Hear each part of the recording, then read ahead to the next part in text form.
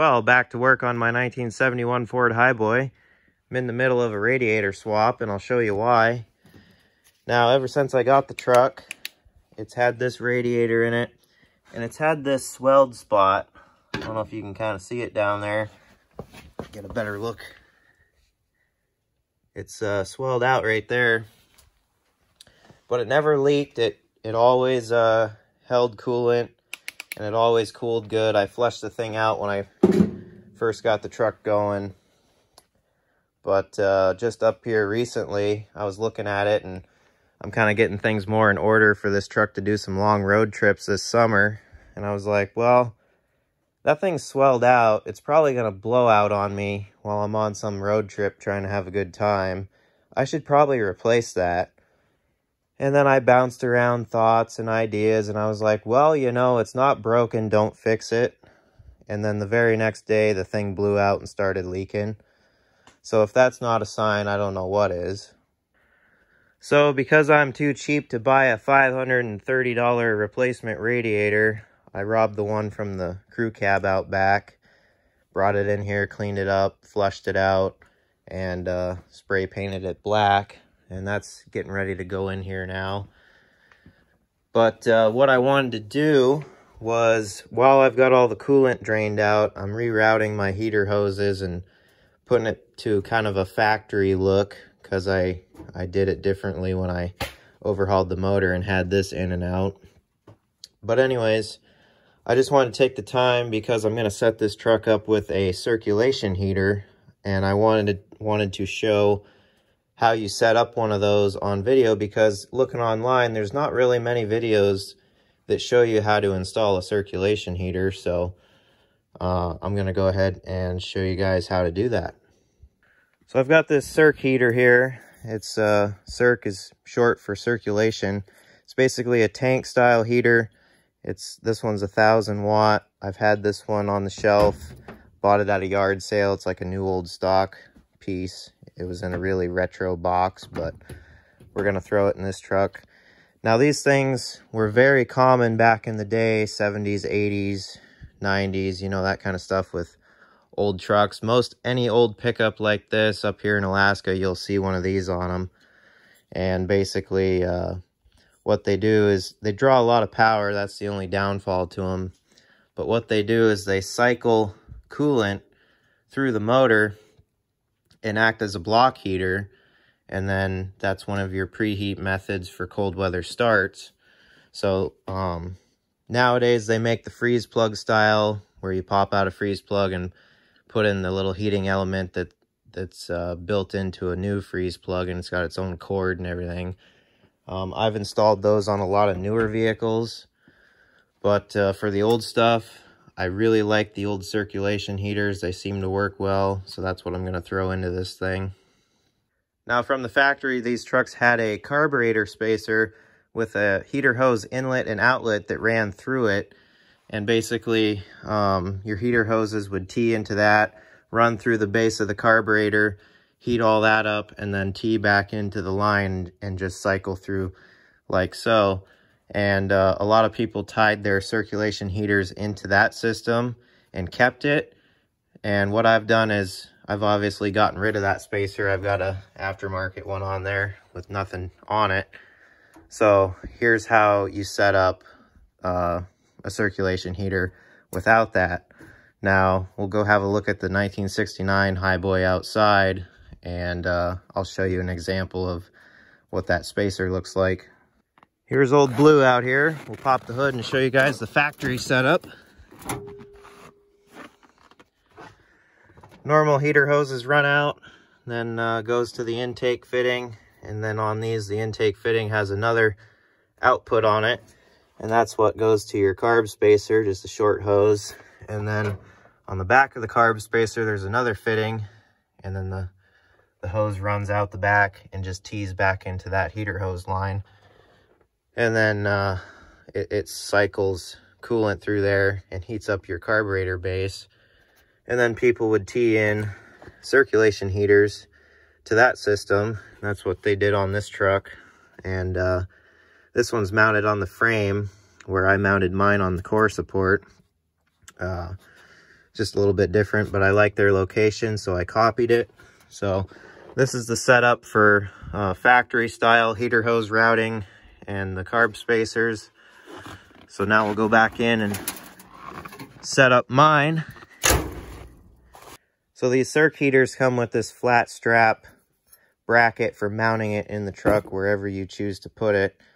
So I've got that. They usually have a long end on them with more holes in it, which I cut off. So this is the setup I'm going to use. And then I built my own little bracket in order to mount it where I want it in this truck. So let me go ahead and throw all this together. We'll get the heater mounted in the truck, and then I'll show you guys some of the hose routing and what's going on with it. All right, she's all mounted. The little bracket deal I made, the bolt goes through the core support and then through that bracket, and then I welded a nut to it so that this bolt can go through it and it can just kind of hang there. Then you just tighten this flat strap piece down until it holds the heater good, doesn't move around or anything. Also, something to look out for is make sure that the arrow on your sticker is pointing up, because that's the way that the flow goes. So now that that heater's all mounted, we'll raise the truck up and have a look underneath and move on to the next step here.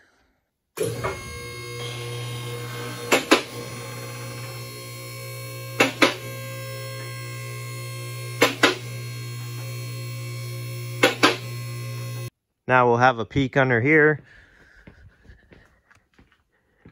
Now on the side of these blocks, there's a drain plug, and it's just a little pipe plug with a recessed Allen head in it. And you want to pull that out and put a fitting in there for a heater hose to go on. Now, most of these old FEs, the block plugs have never been out of them, and of course it's Allen head, so they're pretty likely to strip out, and this one did. So what I did was welded a nut onto it and then put a socket on it, and it came right out. Of course, with welding a nut on it, that preheats it as well and kind of loosens it up. So if you strip out your Allen, you can just weld a nut on it and get it out that way. So we got this fitting in there ready for a heater hose to go on it. It's a 1/4 inch NPT thread into the block, and then we're messing with 5/8 heater hose. So that's the fitting you need. A lot of people would put like a 90-degree fitting on here, but those are getting pretty hard to find, so I had to go with a straight fitting, which I think will work just fine. Now we're up here where our heater's mounted. So we want to connect a heater hose line from this fitting to that block fitting, and basically you want to mount these circ heaters as low as you can so that they can properly pull coolant from the side of the block and then pump it up. Because if you put these things, you know, up high, it's going to be harder for them to cycle coolant. So you basically just want them low so that the coolant that's in the block and goes through that fitting inside can kind of just naturally give a gravity effect and feed that heater. So that's what we're going to go ahead and do. We're going to hook a line up from that to the block, and then we'll check back in after. All right, we got that line hooked up to the block. Just routed it up over this cross member here and then down under the motor mount. And then right there to that fitting. So that'll be good. Now we'll go back up top and do the other side of it. And we're back up top. Now the heater core in the cab is basically an accessory. It takes coolant from the motor and cycles it around and around so that you have heat. So you want to pay attention to your inlet and your outlet, and we want to basically copy that principle. So with the heater down there, we've got our inlet. It's pulling coolant from the block. Now it has to return coolant to the block so that it can keep a constant cycle and create heat, kind of like that heater core does. So a telltale sign of your inlet for your heater core is the one that's got the control valve on it. So basically how this system works is coolant is forced through that fitting in the intake, down that line, and if your heater control valve is open, it allows flow into your heater core, and then once it's filled, it returns back to the motor into the water pump. So we've got our heater system, it's pulling, now we need to return it. So what we're going to do is tee it into the return for the heater core so that it can properly return coolant back to the block and keep cycling it. So if you've been keeping up on my videos, you know I went out back to the parts truck and pulled this T-fitting. And as you can see now, I cleaned it all up and painted it. So let's go ahead and slap it into the heater line here, and then we'll tee that together and tie it into the heater. There we go, we're all done. Hose clamps are all tight. Added in this last line, which tees us into the return line from the heater core. So now the circ heater can pull coolant and return it the same way that the heater core pulls coolant and returns it. So it's all in one system. So it looks great. It's actually back to a factory style look, and it's a lot better than how I had it before.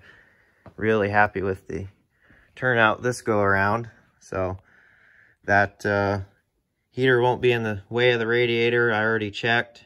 This truck's a little bit funky because this used to be a 306 style truck, so it has a 306 style core support, and then somebody obviously put the FE in it out of a car, and then they put the FE radiator in it, but I won't get into all those details. It'll all work fine. Everything bolts up and so on and so forth. So that's going to call it a video for now. Just wanted to show you guys how to set up a circulation style heater, since you know, there's not many videos out that I could find. So hope this helps somebody out, and appreciate everyone watching. Till the next time, I'll see you guys later.